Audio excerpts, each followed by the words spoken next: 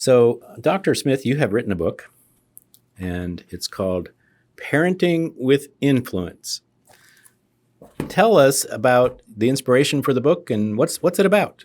And you get to say the title 7 times, no more, but at least 7 times so that people will remember it and want to rush out and buy it.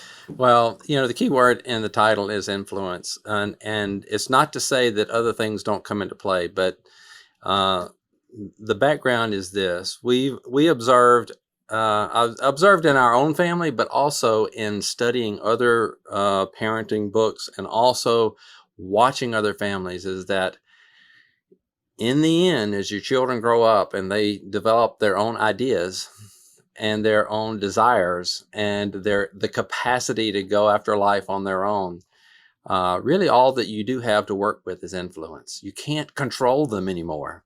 And so I have a graph in there. It shows that early, like in infancy, you have the most control you're ever going to have. And little by little, you're losing control. And then there's a phase where you so rapidly lose control, the ability to control, that it feels like a free fall. That your kids are, running away with life, and you can no longer control them. And that's really true, but it's also a normal process, and it's desirable.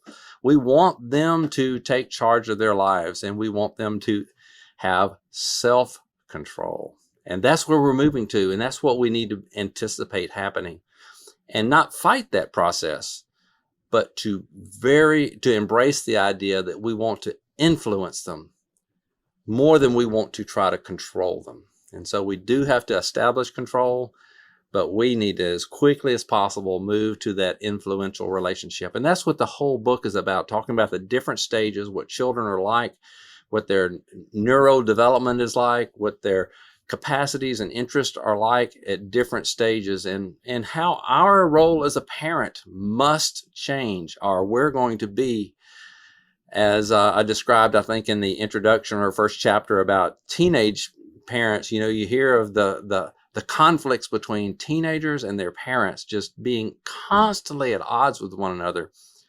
And it's usually a battle over control. And so we don't want that to be true in our families. So we must begin to develop that kind of relationship that has influence, rather than us trying to force them to do something that they don't want to do. We want to affect their wants.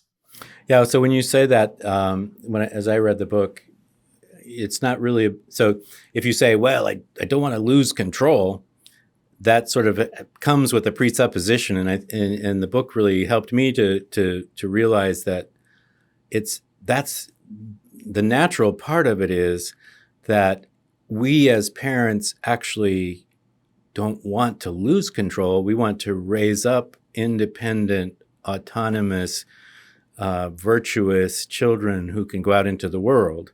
So it's not about losing control as much as it's about building into. That's right. Yeah, it's a relationship thing, and you don't develop a relationship through rules.